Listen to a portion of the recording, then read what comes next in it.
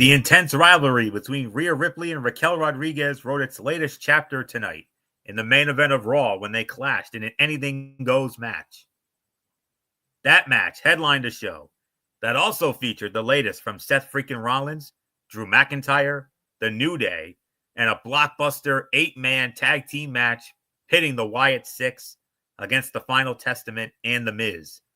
Just 5 days before WWE's return to primetime on NBC with Saturday night's main event. Find out what went down on the flagship show with this recap, including our ratings and analysis from every match and segment, for This Is Ridiculously Raw. Hey there, welcome everybody to Ridiculously Raw, the most must-see show on YouTube and Streamy.com today. I am your host, Anthony Florio, joined as always by good old MF Michael Fletcher and the Phenom Michael Bullock. Gentlemen, you know how we do it as always, and everybody else out there, you know how we do this as always. Monday Night Raw, we'll give our thoughts on that. Of course, special Tony's take here this evening, as I will be setting the table for yet another TNA Plus special. This one that'll be going down this Friday night, TNA Final Resolution. I will give you a preview of that. And seeing as after tonight, we're not going to be on again until Friday, I figured we could do a quick preview of Thursday Night Football with the Los Angeles Rams and the San Francisco 49ers. It'll be a limited preview, obviously, because we don't really have much of anything on that. But seeing as we don't have a show again until Friday, we could, do that. So with that being said, let's dive right on in, guys. Monday Night Raw live tonight from the Intrust Bank Arena in Wichita, Kansas. And we started it off, like pretty much as we always do. An in-ring segment. It was the World Heavyweight Champion Gunther. Gunther cuts a promo, interrupted by Finn Balor and the Judgment Day. And then Damian Priest got involved. So let's set it up here. Finn Balor and the Judgment Day sent a message loudly and clearly to Damian Priest and World Heavyweight Champion Gunther to kick off the show, leaving both men lying before standing tall to close out the segment. The beatdown capped off a segment that saw Gunther exchange barbs with Balor before Priest cut off a 4-on-1 beatdown. The Ring General showed his appreciation by wiping out the Archer of Infamy and threatened to put him through a table until Balor delivered a sling blade that left the champion down and out on the floor. 3 consecutive coup de grace from Balor to Priest wrapped things up before the Judgment Day, before he, Finn Balor, held his half of the World Tag Team Championships and the World Heavyweight Championship high over his head. This highlighted the key figures in the world title picture and hinted at the idea that Priest and Gunther will have to work together to thwart the Judgment Day's pursuit of power. Whether that happens remains to be seen, but a solid opening segment to highlight Saturday's world title defense by Gunther against Balor. But wait. There's more to this. What happened here afterwards, shortly after the commercial break, the Judgment Day, all members of the Judgment Day, they were there, they were celebrating what they did, but then who walks in? None other than Raw General Manager Adam Pearce, and Adam Pearce dropped 2 bombshells on the Judgment Day. The first bombshell, as we know, Saturday night's main event. The match is scheduled to be Gunther versus Finn Balor 1-on-1 for the World Heavyweight Championship. Not anymore. Because per Adam Pearce, he said he talked to Gunther, and Gunther was not content with a 1-on-1 match. Instead, it will be Gunther versus Finn Balor versus Damian Priest in a triple threat match this Saturday night as part of Saturday night's main event for the World Heavyweight Championship. And on top of that, he also announced that next Monday night on Raw from the TD Garden in Boston, oh, by the way, that Finn Balor and JD McDonough will defend the World Tag Team Championship against the War Raiders. All members of the Judgment Day barred from ringside. Well, what else is there left to say except solid opening segment to highlight Saturday's world title defense by Gunther against Balor and Priest. 2 bombshell announcements. Gunther versus Balor. Now you can add Damian Priest to that. Make that a triple threat match at Saturday night's main event for the World Heavyweight Championship. And then you throw in Balor and McDonough defending the World Tag Team titles against the War Raiders. All Judgment Day members barred from ringside. I gotta admit, you made what was going to be a, without question, predictable match, and now you made it an unpredictable match. Had it stayed the way it was, you're like, oh, Gunther all day, absolutely, and that's beyond predictable. Now you throw a Priest into the mix. This just went from predictable to unpredictable. And that's not a bad thing. Oh, no, that is a good thing. Solid opening segment. Nothing more to say. MF, how about those announcements? Finn Balor challenging Gunther for the World Heavyweight Championship, but they now have a third guest coming to that dinner table. Gunther, Finn Balor, Damian Priest, triple threat, World Heavyweight Championship on Saturday night's main event, and then Balor and McDonough versus the War Raiders for the tag titles in Boston next week. Judgment Day barred from ringside. All right. The triple threat is a good match. Good call by Adam Pearce. Everything else. This will be very interesting to see how this plays out now, because it gives Damian a second shot, a fair shake at the title that he didn't get a fair shot the first time around. So we'll see how that plays out. But if for some reason,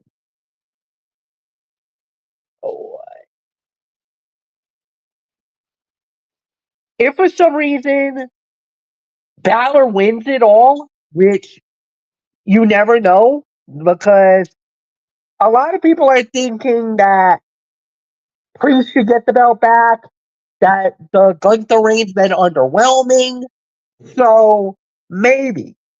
Because remember, there's this big possible move that might be happening very soon, with a lot of people might be moving around from Raw to SmackDown, and NXT's also to be involved. We saw the first domino drop, and now is American Made going to SmackDown. What if Gunther might be leaving? What if the Ring General might be SmackDown bound? You notice he did talk to Nick Aldis the other night on SmackDown. So what if? So if that happens, it is not plausible or not conceivable, but we might see a new World Heavyweight Champion come in by Saturday night. You don't know. It is possible. If that happens, let's see what happens. I will say this, though. Now that Judgment Day will not be involved in the tag team title fight, I think we're going to get new tag team champions. I'm predicting War Raiders to win the titles next Monday in Beantown. So we got that. I don't know. Michael Bullock, it's yours. Yeah, and like you said, a triple threat match is definitely way better than because, like you said, if they had stuck with Finn Balor and Gunther, everybody was going to be saying, "Oh, Gunther's going to retain." Now you throw Damian Priest into the mix, it could be anybody's ball game. Yeah, I mean, that's what I see. But yeah, I mean, is it possible that we could get a new world heavyweight champion?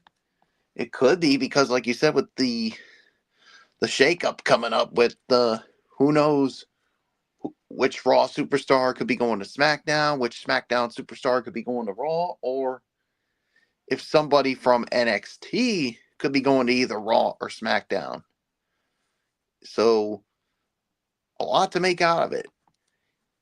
Even though, and this is just me personally, I think Gunther retains.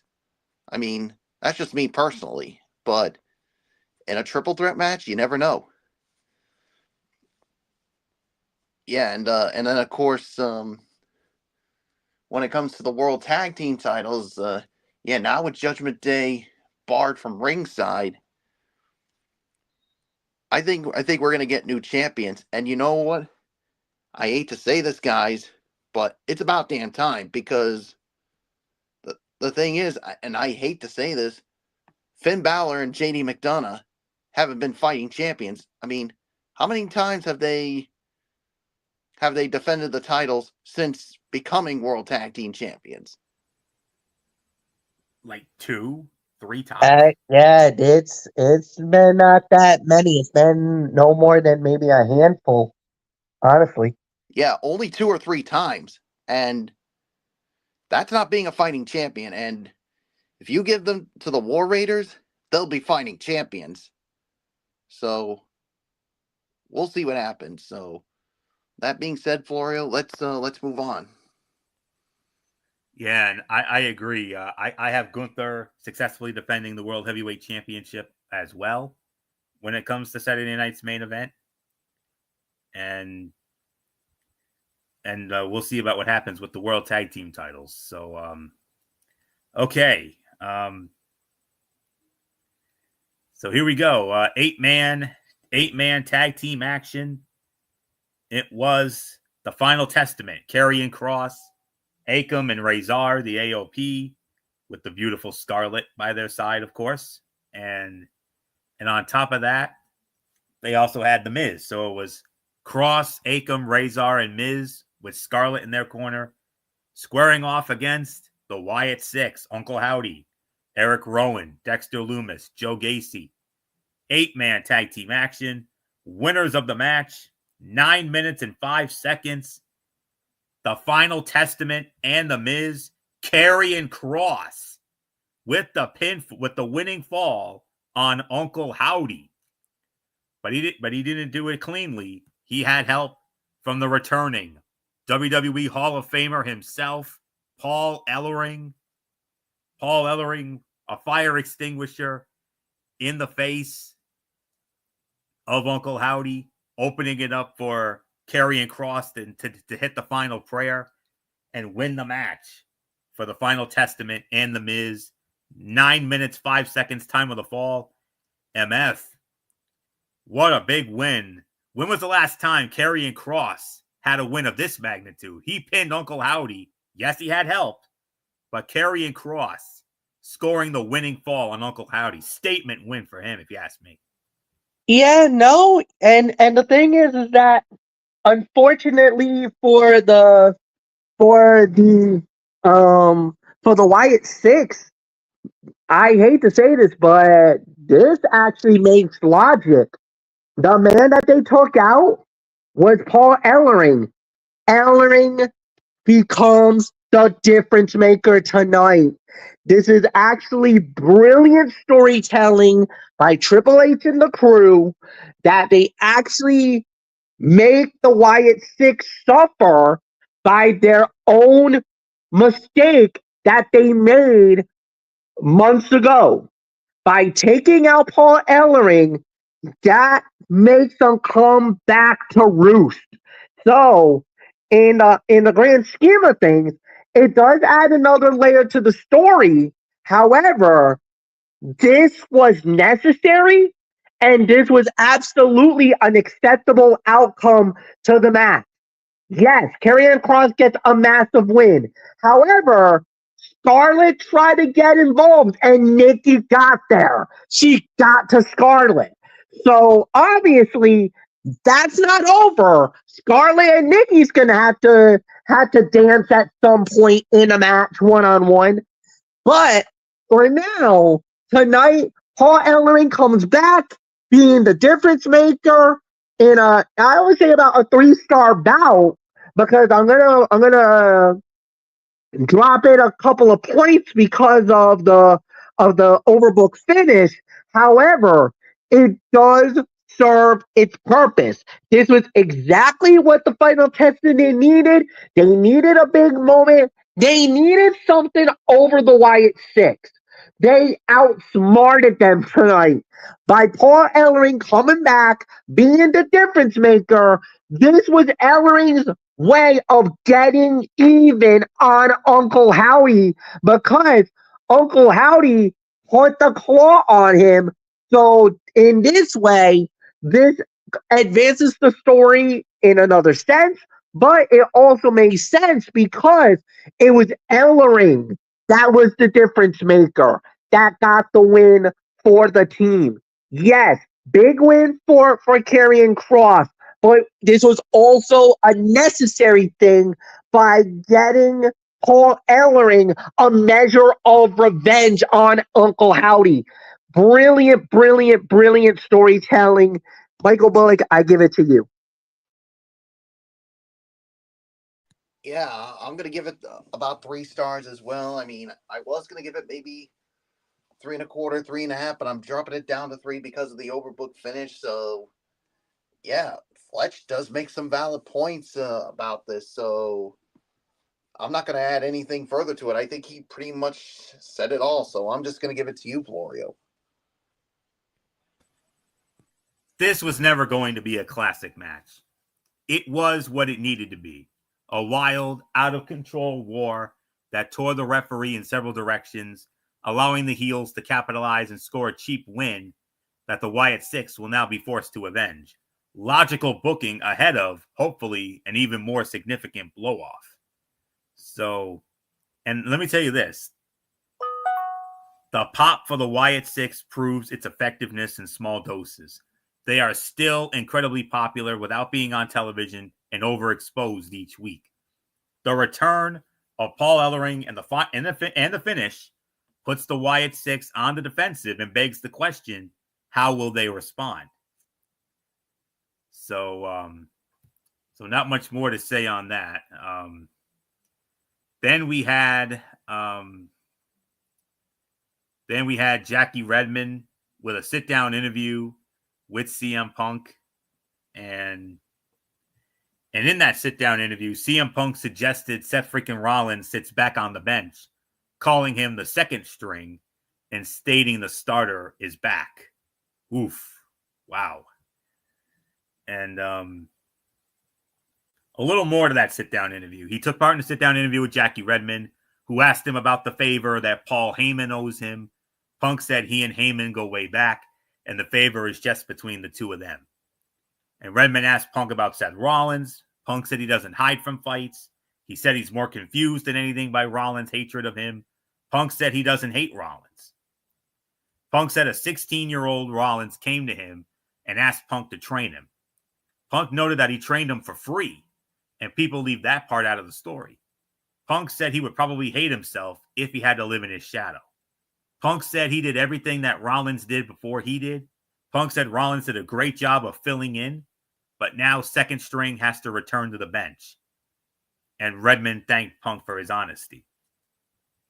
And I like the way that Punk stated he doesn't hate Rollins and laid out his side of their history. Of course, this sets the table for Rollins to tell his side of things later in the show, which should be interesting. Next up on the fight card, we had a non-title match. Women's World Champion Liv Morgan squaring off against Dakota Kai. And it was Liv Morgan. Liv Morgan winning the match, 7 minutes and 25 seconds. She had help, but it was not from Raquel Rodriguez. It was actually the Pure Fusion Collective. Sonya Deville, Shayna Baszler, and Zoe Stark. They were the difference maker in this match. So, Michael Bullock, your thoughts as Liv Morgan defeats Dakota Kai 7 minutes and 25 seconds in a non-title match. Yeah, I'm going to give this about maybe 2.5 for the effort. Obviously, I'm actually only going to give it 2 because, like you said, because of Pure Fusion Collective getting involved here. So, but also, obviously, you also want to give Liv Morgan the advantage going into her women's world title match against Io Sky on Saturday night's main event. So it's 2.5, but I'm bumping it down to 2 because of, once again, another overbooked finish. So it's yours, Florio.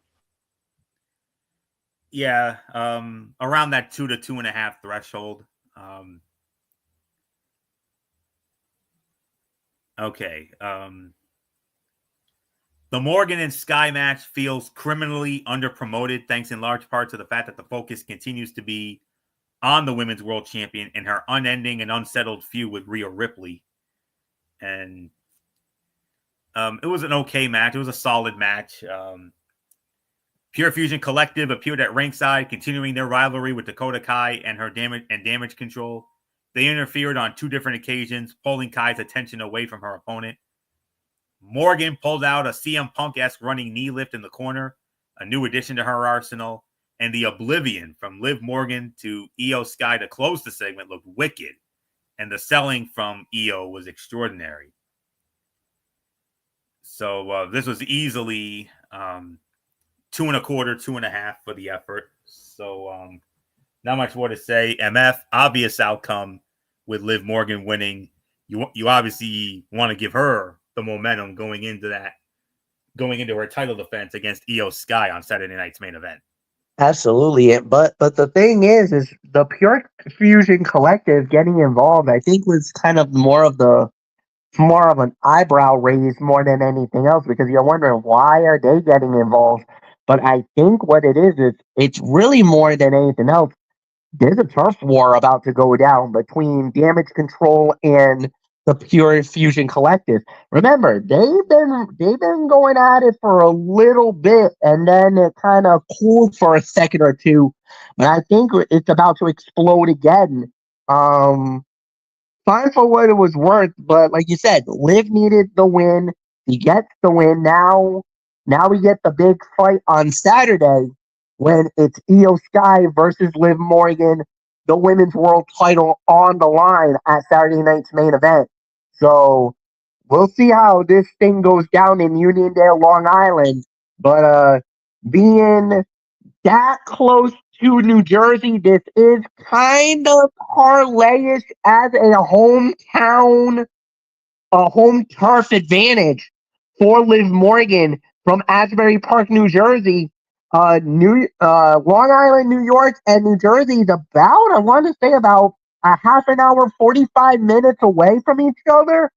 So this is going to be somewhat of de facto home turf advantage for Liv Morgan on Saturday night. So, yeah, nothing more to say. Anthony, back to you. Okay. And then we had a vignette from Drew McIntyre. He shared his thoughts following his return last week, including criticizing Sami Zayn and Jey Uso for willingly standing by Roman Reigns' side for no good reason at all. And, well, we remember earlier in the show, a little bit ago, we talked about how CM Punk gave his side of the story in that sit-down interview with Jackie Redmond. Well, Seth freaking Rollins, he comes out. Oh, and by the way, when it comes to the Drew McIntyre segment, he said Hell in a Cell was the most violent match of his 24-year career. He said he succumbed to massive blood loss. He said he went against doctor's orders by appearing on Raw. McIntyre said he had to go back to Scotland because his family needed him. McIntyre said he questioned whether he was wrong and that people can truly change. McIntyre said he turned on Survivor Series. He turned on Survivor Series and saw Roman Reigns with CM Punk, along with Jey Uso, Sami Zayn, and Jimmy Uso. McIntyre said they all sold out for absolutely nothing. And McIntyre said that's when he knew he had to return and when he knew he would take out Sami Zayn and Jey Uso. McIntyre said he can't change the past, but he can change the present, and he will change the future. So that obviously answers the question of the whodunit question of who attacked Jey Uso last week. And McIntyre was the obvious choice. But, you know, it is what it is. So Seth freaking Rollins comes out and he gives his side of the story. And then he was interrupted by Sami Zayn. So let's set this up here. Seth freaking Rollins took to the squared circle for a promo in which he countered CM comments from earlier in the night, taking exception to his former idol ghosting and ignoring everyone, whoever cared about him, when he left WWE back in 2014. Sami Zayn interrupted and warned the Visionary that he sounds more like Drew McIntyre than the guy he has known for 20 years. Rollins appreciated Sami apologizing for accusing him of taking out Jey Uso last week and suggested he finish his issues with Drew McIntyre.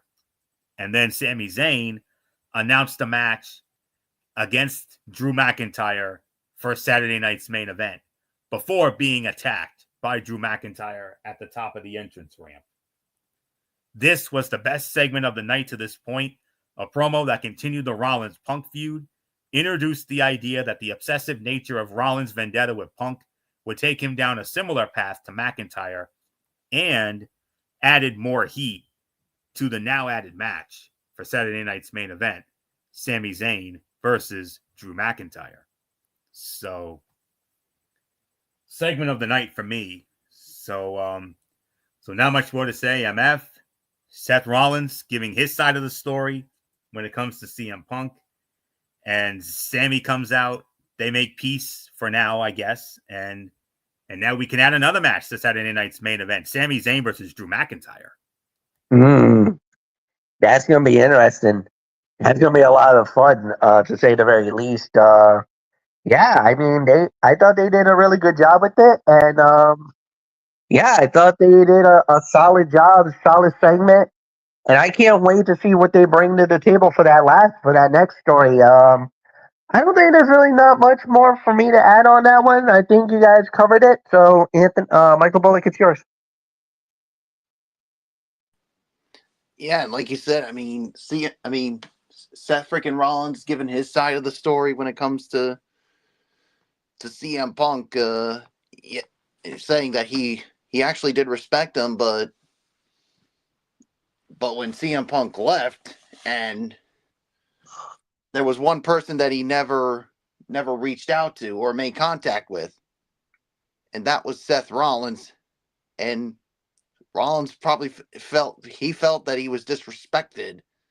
I mean, that he stood by him, and for him to just give him the, shall we say, the cold shoulder, and then of course talking about now years later he comes back to WWE after what he did, of course, would try to tear down wrestling in general. So I think we can all agree that we're starting to slowly start to see the build towards a future CM Punk and Seth freaking Rollins feud, to the point where Seth's going to turn heel. And I think we all know what the end game is when it comes to this one, guys. If you have any guesses what the end game is. WrestleMania. I think it's going to happen. WrestleMania 41. I think this is where we're finally going to get the match. CM Punk and Seth freaking Rollins. The match that we thought should have happened at WrestleMania 40. But, of course, we all know what happened with the injury to CM Punk. So they're starting to slowly but surely start that build to that WrestleMania 41 match. So, and then, of course, Sami Zayn comes out, and like you said, he apologized for accusing Seth Rollins of going after Jey Uso, and basically said, you know what? The whole thing between you and CM Punk, I'm going to stay the heck out of it. And then just afterwards, and out comes Drew McIntyre and blindsides Sami Zayn. And then, of course, we see in the back, Sami Zayn just says, you know what? I'm not finished with you, Drew. And now, boys, we got our 5th matchup set for Saturday night's main event. Sami Zayn and Drew McIntyre. So I think that's going to be your entire fight card for Saturday night's main event, unless they decide to add something else for come Friday night on SmackDown. Because I think I really doubt it. I think because WWE's been known to do 5 matches lately, so Yeah. I'm pretty sure with only a possible 2-hour time limit, I think this is probably going to be good. Oh, it's going to be 2 hours. Yeah. Yes, it is. So I would stick and I would say that this would probably be the right call. Yeah, and plus you also want to make room for some for some potential surprise appearances for Saturday night's main event. Yeah. So Agreed. I think that's the thing. You want to make room for some surprise appearances. So I think 5 matches is the right call, especially if you're only doing a 2-hour show. Right. Which I'm sure Saturday night's main event's been known for in the past, in the old days. That's right. Yeah. It was. So if you're going to do that, you got to stick with the old routine. So Absolutely. So segment of the night. There's really nothing more to say. Let's move on, Florio. All right. So let's move on now. All right, the next match in the Women's Intercontinental Championship Tournament. We all remember last week. It was Dakota Kai who punched her ticket to the second round. Tonight we go to the other side of the bracket. We did not decide who Dakota's opponent will be. This time around, this tonight was from the right side of the bracket, as it was Ivy Niles squaring off against Zelina Vega and Lyra Valkyria, triple threat match. Winner of the match in 7 minutes and 50 seconds, and advancing to the semifinals of the Women's Intercontinental Championship Tournament, Lyra Valkyria. Lyra wins the match. 7 minutes and 50 seconds. MF, I mean, I know we've been very critical of Lyra's booking as of late, but this is definitely a welcome step in the right direction, and it's about damn time. Welcome step in the right direction. But the problem is they put 2 girls that were virtually the favorites to win the Intercontinental bracket, and they put them in the same bracket. They put them in the same end. That's a mistake. I'm sorry, Triple H, you messed up on one thing. You never, ever, ever should have put Lyra and Zelina together. That was a mistake. That's a mess up. They should not be in the same bracket. These are 2 of the favorites, in my opinion, that could become the first Women's Intercontinental Champion. I believe Zelina should be the Intercontinental Champion, and now she's out. Lyra needs to win this tournament. She needs it. If there was ever a woman who's deserving to run the mid card of Monday Night Raw, it's Lyra Valkyria. What makes me angry is that Zelina should not have been in this match, because I believe she should have been in another end of the bracket. And because she got put in this end, it hurt Zelina tonight. Zelina was pushed for an opportunity, and this title was probably meant for her more than anything else. And it blew up. It blew in the face. So, obviously, I'm disappointed. It was a great match. It's a 3-star bout. But again, mistakes were made. Nothing more to say. Michael Bullock, it's yours.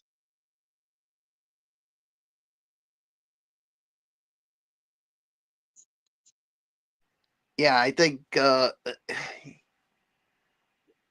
it's tough for me. I mean, you know what? I actually agree with you, Fletch. I mean, I think Zelina Vega should have been put in another end of the bracket because I think there's one thing fans have been very critical of when it comes to WWE is with the way that Zelina Vega has been booked.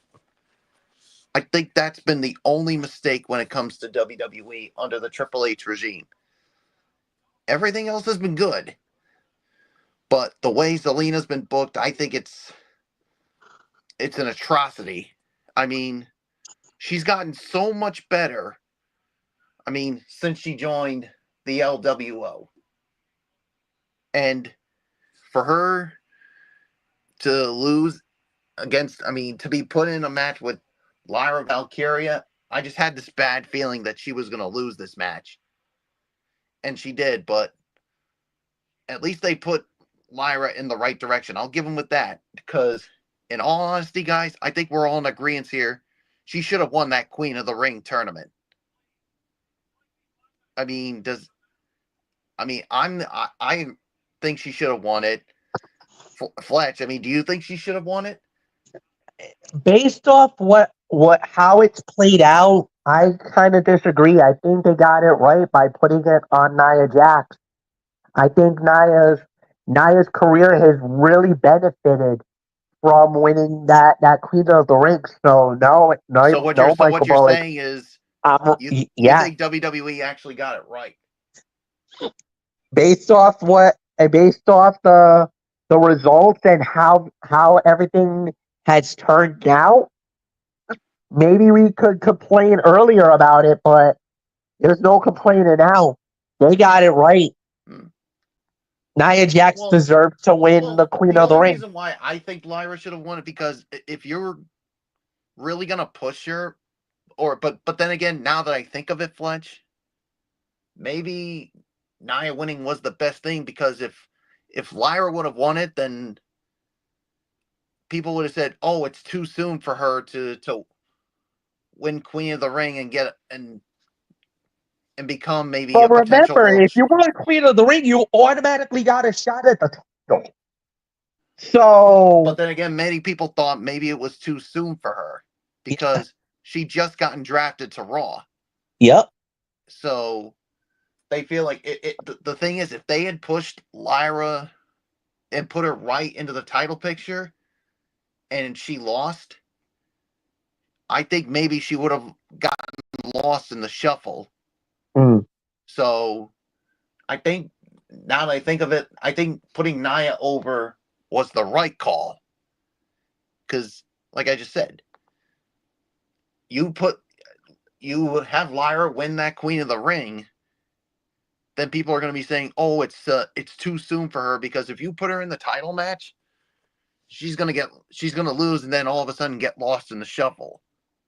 So maybe this time around, especially after the way that she's been booked lately, maybe this is a step in the right direction, but we'll see what happens come the semifinals. So, what did you give for a rating, Fletch? 3.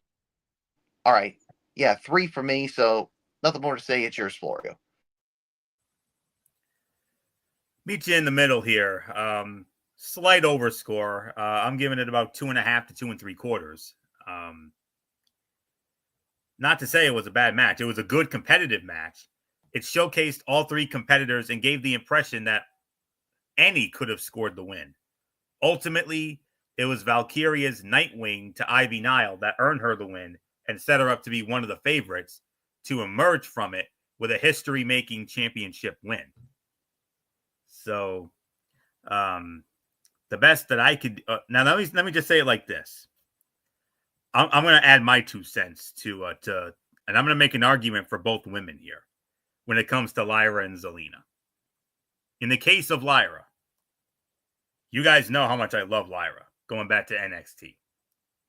Lyra Valkyria is already one of the best women's wrestlers in WWE and someone who has had a phenomenal 2024, even if the period after King and Queen of the Ring has left a lot to be desired.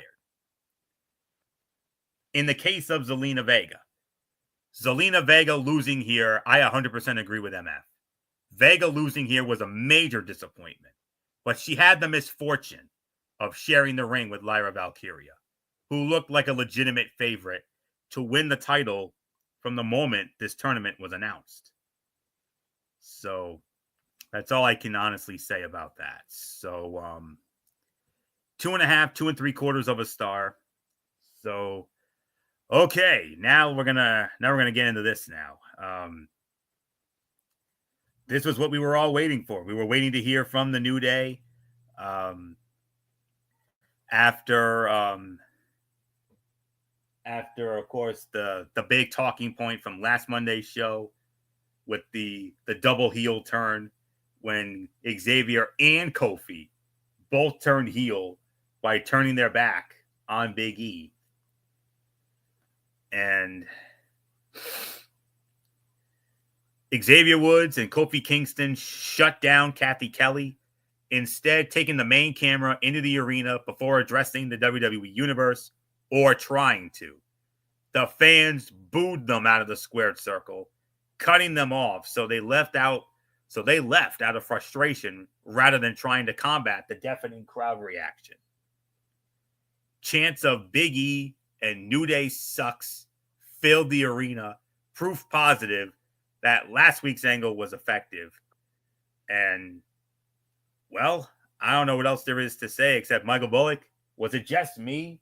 Or did Xavier and Kofi get Dominic Mysterio level heat tonight? My goodness. Oh, yeah. Oh, yeah. They definitely got Dominic Mysterio heat. And, I mean, they tried to explain themselves, but that crowd didn't give them one single chance. I mean, the New Day tried to hijack. They said they tried to hijack the show. Well, let's just say Kofi and Xavier, it was the fans who hijacked your segment. Yeah. And it's like they didn't want to hear any of that crap coming out of your mouth for why you berated Big E and kicked him to the curb. So this isn't a really good way to build heat on Kofi and Xavier with this new heel gimmick now. So, man, I really don't know what else is there to say on this. So, Florio, New Day was thinking, yeah, we're going to hijack Monday Night Raw, but fans said, we're hijacking your segment. We're not giving you a chance to speak. We're giving you that heat a la Dominic Mysterio. Like I said, chance of Big E and New Day sucks filled the arena. Proof positive that last week's angle was effective. The moment that Big E returns to the ring, assuming he does, will be pure magic. For now, Kofi Kingston and Xavier Woods riding a wave of momentum brought to them courtesy of fans genuinely angry about their treatment of their friend should make for wonderful television involving two guys who have worked hard and earned it. New Day, and then you heard them. They asked, New Day sucks chance? What is this, 2015? Massive, unadulterated heel heat for the New Day. Extraordinary, we want Big E chance in response. Second best segment of the night here. I thought that Rollins and Sammy segment was just a smidge better, but this was right up there with it. So extraordinary. So not much more to say. MF, like I said, New Day getting that Dominic Mysterio level heat. And for the first time in several years, probably since like 15 or even 16, they heard New Day sucks chance instead of New Day rocks chance. Yeah. It was now everything got validated. Last week, their criticism of Big E, I thought was valid. And now you heard the response from the fans. They basically was like, nope, we're not buying it. We're not selling it. What you guys were saying was wrong. And we are firmly behind Big E. And you heard it. This was without a doubt one of the most loudest reactions we had. And I can confirm in the arena, that was legit. There was no piping noise. There was no bull crap. I don't want to hear it from the stands or the morons who's like, oh, WWE pipes in their booth. Well, guess what? That was not piped in. That was legit. That was real. That was loud. Is the report I'm getting from multiple sources in the arena tonight. That was real. That heat was palpable. So, hey, we were waiting to see what was the reaction from the heel. Well, we got it. It was deafening. Second best segment of the night. Florio, back to you. Okay. And we move on now, guys, to the main event of the evening.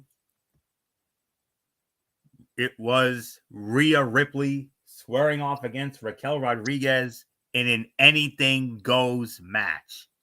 And the winner of the match in roughly an even 8 minutes, it was Rhea Ripley.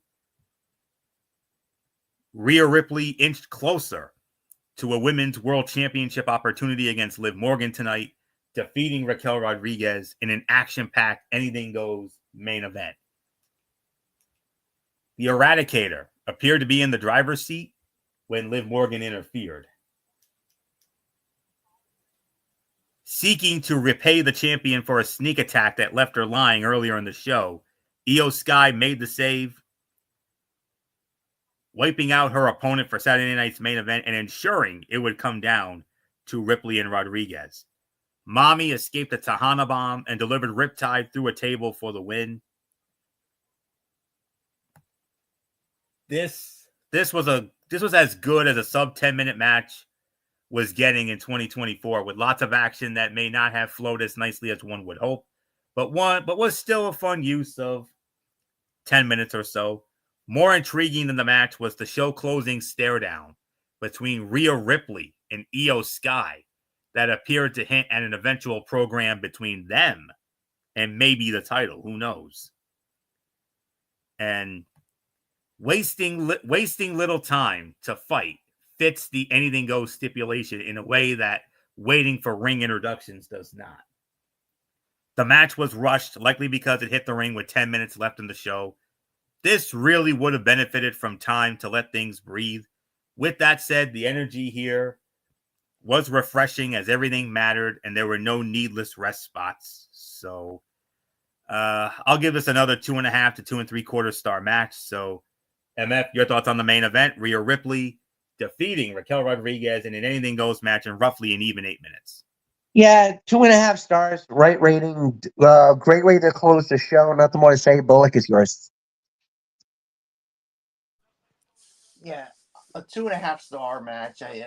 I thought it was fine for what it was, and yeah, this definitely puts Rhea in the women's world title picture.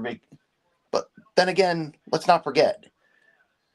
Remember, the last time she was in a women's world title match, it was against Liv Morgan at Bad Blood, and well, technically she didn't win the match, but it was by disqualification. So you knew somewhere down the line she's going to get another shot. And like I said, it's going to be against the winner of that match on Saturday night's main event. So 2.5 stars, good way to close the show. It's yours, Florio. All right. So MF, your overall thoughts on tonight's Raw? Solid show. I'll give it about 8 out of 10. I thought it was really good. Nice setup for Saturday night's main event. I think they did a really good job with that. Introducing a few matches along the way. The rivalries are looking pretty sharp. So yeah, I think they did a really good job. It makes me very excited for Saturday night on NBC. So nothing more to say. Bullock, it's yours. I got an 8 out of 10. Yeah, 7.5 to 8. I mean, they definitely did a really good job. I mean, with especially on this being the final Raw before the return of Saturday night's main event on NBC. So, and also adding intrigue to next week's Raw, especially with the World Tag Team title match. So, yeah, so 7.5 to 8. Florio, it's yours, and then we'll get to your Tony steak.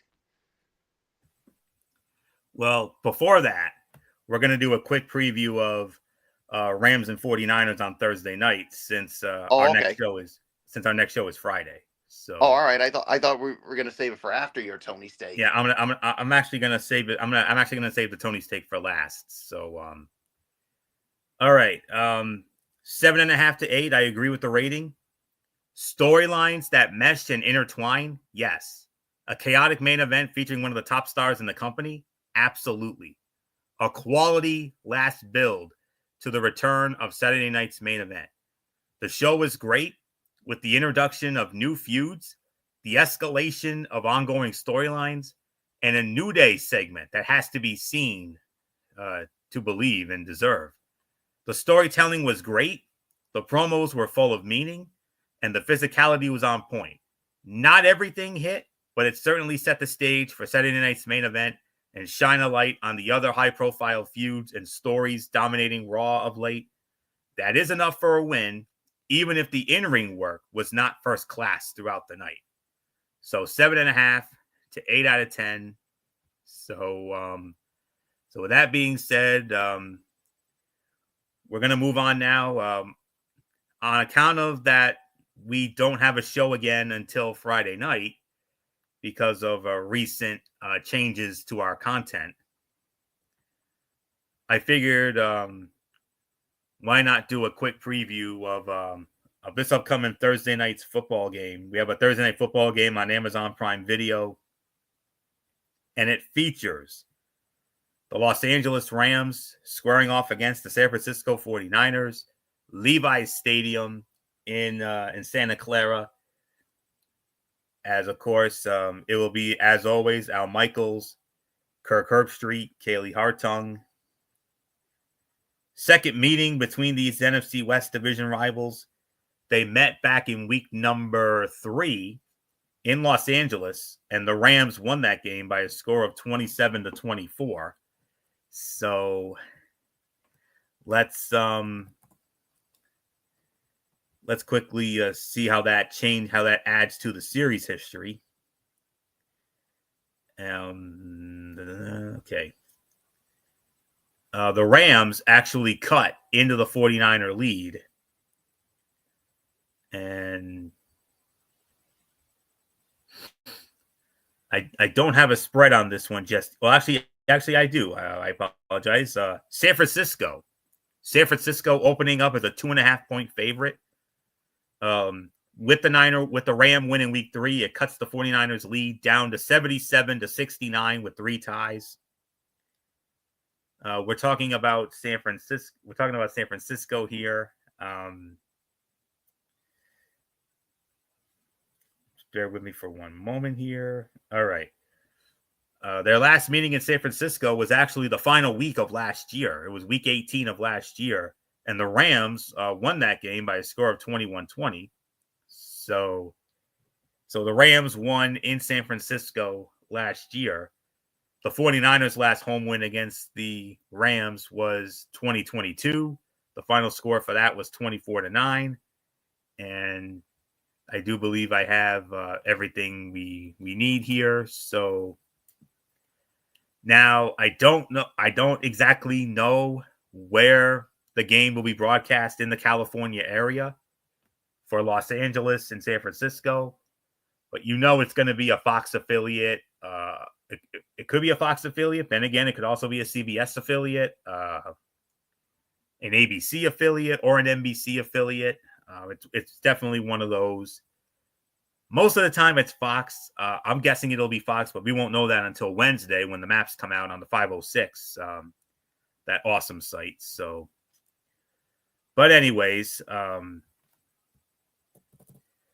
got to be honest. This is a tough one to call. It really, really is. But then again, going into it, it was a tough one to call. It really was. But especially after what happened yesterday, and I can most assuredly tell you what happened yesterday. Just bear with me a minute. Okay. The Rams yesterday. The Rams outdueled my Buffalo Bills 44-42.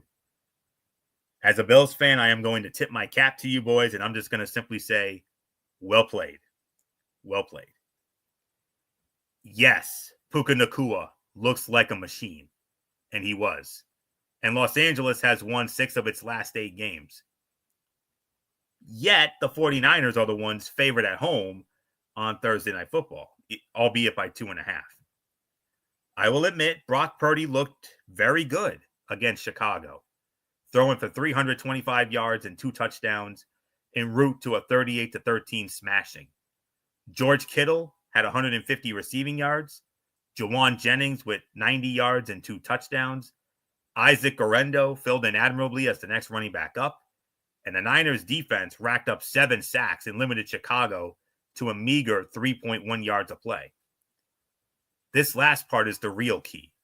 The Rams are only 3-3 on the road this season, and now they must face a defense that's allowed the 3rd fewest total yards a game at 298.5, the 2nd fewest yards a game over its last 3 games at 286, and the 3rd fewest yards per home game at 273. LA, meanwhile, has allowed over 365 yards a game, nearly 375 yards per road game, and 31 points a game over its last 3 games. You cannot be that soft defensively and expect to escape Levi's Stadium with a victory. Kyle Shanahan has defeated Sean McVay in each of these teams' last 2 meetings, and that could fire up the Niners to keep their playoff hopes alive. But based on the last game, who did the 49ers beat? The Chicago Bears, who, honest to goodness, have not been the same since they let that Hail Mary get away from them in Washington. Since that game, that team has absolutely, positively not been the same. Who did the Los Angeles Rams beat? They beat, without a doubt, before yesterday, they beat the hottest team in the AFC, my Buffalo Bills. And it looked like they were going to run away with that game. They were. And despite the game of Josh Allen's life, the Rams found a way to win because of their defense. And of course, that punt return touchdown that proved to be the ultimate difference maker. If that doesn't happen, we might have been talking about Buffalo winning that game. But at the end, based on, of course, the 49ers with their injuries and the whole 9 yards, right now, I got to go with the Rams right now. I just got to go with the Rams right now. Niners smashed the team in Chicago. The Rams just cooled off the hottest team in the AFC. And again, I say, well played. 28-24, I'm going with the Los Angeles Rams to defeat the San Francisco 49ers and keep that momentum from the Buffalo game up. But would I be surprised if the Niners were to win? No, I wouldn't. But the Rams have a smidgen more momentum because of who they just beat. So give me the Rams to win by a score of 28-24. MF, what says you? Slight favorite to the Rams. I will give you that. I don't know if they're going to be able to follow it up, though, because they really went through they went through the gambit against Buffalo. So the thing is, how bad were some of these guys getting hurt? Are they going to be at 100%? It looked like the Niners had more of an easier time, so maybe they might be a little more well rested here. I kind of have to disagree with you, Anthony. I kind of feel like just based off the battle, I think San Fran might be more equipped for this. So give me the 49ers to knock off the Rams in SoFi. The Niners play better when I don't know what it is. Because every time the Niners play the Rams at SoFi, the Niners end up winning that game. It's at Levi's, not SoFi. Oh, is that Levi? Oh, I stand corrected. I'm still confident enough with San Fran. So, Bolik, it's yours. So I'm the one with the tiebreaker here. So, all right. So, yeah. So who do I go with here? This could go either way, but I'm going to slightly go with the 49ers to win this one. But would I be surprised if the LA Rams were to pull this out? No, I wouldn't be. So, but give me the 49ers to win. So now let's get to your Tony Steak floor. Special Tony's take, and I can hear you guys. I know what you all are saying. You're saying another TNA Plus show? Didn't they just have one? Yes, they did. They just had one a couple of weeks ago. But this is a norm. This is a norm for TNA. So, but here we are, folks. Another special event, the final special event for TNA in 2024. Before they return to pay-per-view on Sunday night, January the 19th, with Genesis from Dallas. And let's get into this. Final Resolution, the 13th event under the Final Resolution chronology, and it'll take place this Friday night from Center Stage in Atlanta, Georgia, and will air exclusively on the TNA Plus app. And as of now, there are 6 matches on the card. I reckon come Thursday night on Impact, they'll probably add some more, but this is what I have for right now. One-on-one match, Jordynne Grace squaring off against Rosemary. Jordynne Grace. I mean, she's on a 2-match losing streak. I mean, she lost the title to Masha Slam. She lost the Knockouts Championship to Masha Slamovich at Bound for Glory. Lost the rematch. I think Jordynne's due for a win here. So I got to go with Jordynne Grace. X Division Championship on the line. The champion Moose defending against Kushida. This is a tough one, but I got to go with Moose. I mean, I think they're going to want to keep the X Division Championship on Moose just a smidge longer. I wouldn't be surprised if Kushida stole it. I wouldn't, but for right now, I got to go with Moose. TNA World Tag Team Championships on the line. The champions, the Hardys, Matt and Jeff Hardy, defending against Brian Myers and Eddie Edwards of the System in a tables match. Oh, this is too easy. It's the Hardys. Hardys will successfully defend the title. It's their specialty. Let's not forget tables, ladders, and chairs. Anyone against Edge and Christian and the Dudleys? Right up the Hardys' alley. Hardys still the World Tag Team Champions. I'm going a little out of order, but I don't care. I'm going based off the significance of the matches. Knockouts Championship on the line. Masha Slamovich defending against Tasha Steelz. Masha, winner and still Knockouts champion. It is Masha Slamovich. And then for the TNA World Heavyweight Championship, normally I save this last, but the last match I'm going to talk about, I think, is bigger. And look who Nick Nemeth is defending against. He's defending against AJ Francis of First Class, aka Top Dollar, or as Michael Cole called him, Flop Dollar. Yes, AJ Francis will have KC Navarro in his corner of first class, but doesn't matter. Winner and still TNA World Heavyweight Champion, it is Nick Nemeth. For me, this is the main event right here. A fatal four-way match.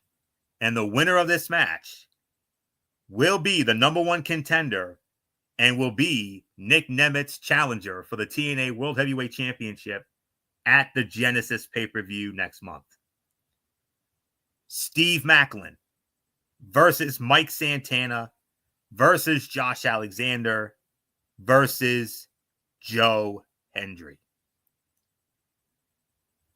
I'm going to rule out Maclin and Alexander. They're embroiled in a feud with each other. I think they're going to cancel each other out. So now we have a dilemma here, gentlemen. We have a guy in Joe Hendry, the biggest. You can make an argument for him to be one of the breakout stars of 2024.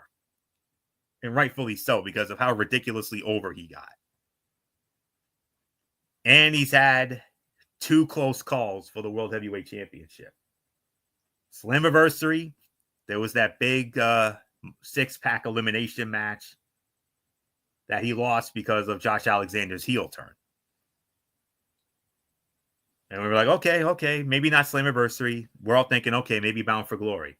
He gets the shot at Bound for Glory against Nick Nemeth. He got screwed by John Bradshaw Layfield. This is very tough to call. And then on the other side of the coin, you got Mike Santana. Mike Santana, who is steadily climbing up the ranks himself. And he is a future world champion. No doubt about it. I think they're grooming him to be a future world heavyweight champion. And deservedly so. Because he's been through the ringer himself. Here's the thing, though. My gut is telling me to go with Joe Hendry. But my heart is telling me to go with Mike Santana.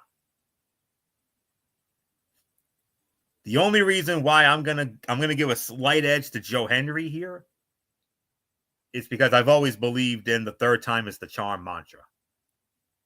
I'm gonna take a chance and I'm gonna go with Joe Hendry to win this match for right now. But I would not at all be surprised if Mike Santana gets this opportunity. But bottom line is, I will say this. In closing, whoever comes out of that match, whether it's Joe Hendry or Mike Santana, whoever wins that match on Friday night, I strongly believe that man will dethrone Nick Nemeth and become the TNA World Heavyweight Champion at the Genesis pay-per-view next month. I'm gonna give Joe Hendry one more chance. But if he doesn't win it and Mike Santana does, then it's going to be Santana. But I got to go with Hendry for now. So with that will put the bow on this edition of Ridiculously Raw. We want to thank you all so very much for tuning in as always. And as I've said a couple of times during this show here tonight, the next time we'll be with you will not be until Friday night. Because you remember the disclaimer that MF put out some time ago regarding our content nowadays. So because of that, and because of that we don't have, because College Football Thursday is on a brief hiatus, it'll be back in about a week or so when we preview the first round of the college football playoff. But because of this, Friday night will be our next show. We'll be back on Friday night for the Week 15 edition of TXN Sports World NFL Friday. We will recap the Rams and the 49ers. We will also preview Army versus Navy from FedEx Field in Landover, Maryland. That'll take place this Saturday afternoon on the Mothership CBS. And then in the main event, it will be our full preview of Week 15. We got some good games on the docket, guys. The Miami Dolphins against the Houston Texans. We've also got a very loaded late window. The Tampa Bay Buccaneers against the Los Angeles Chargers. The Indianapolis Colts against the Denver Broncos. And we also have a solid Sunday night game with the Green Bay Packers and the Seattle Seahawks. But there are 2 games that really stand out. America's Game of the Week on Fox, and a possible Super Bowl preview, the Pittsburgh Steelers versus the Philadelphia Eagles. Any other week, that would be the game of the week, but not this week. Because our game of the week is the game of the week. The Buffalo Bills and the Detroit Lions on CBS. And we will get into all of that on Friday night. And then Saturday night, we got a loaded Cerebral Smack Talk on Saturday night. NXT, Friday Night SmackDown, and Saturday night's main event. We're going to cover all of that on Saturday night. And then 1 week from tonight, we come right back here for Ridiculously Raw, Monday Night Raw from the TD Garden in Boston. And in my Tony's Take, I will have the results of Final Resolution. So that's it. So until Friday night for the Week 15 edition of NFL Friday, this is Anthony Florio here for Good Old MF Michael Fletcher, for the Phenom Michael Bullock, and of course, always and forever in spirit, our First Lady of Talking Wrestling TXN, the one and only Twisted Angel, Dee Dee Woodson. You know the routine, everybody. Thumbs up. Talk to you later. Yeah. Throw it a Fortune 4 style. Bye for now, my friends. God bless. Be good to each other. Have a blessed rest of your week. And until Friday night, for the Week 15 edition of TXN Sports World NFL Friday, you have been watching Ridiculously Raw right here on the Tone 25 here on YouTube and StreamYard.com. And remember, my friends, no matter what anyone tells you beyond anything else, wrestling is indeed actually real. For everybody who has been a part of this one, for now, Anthony Florio, so long, and bye, everybody, bye.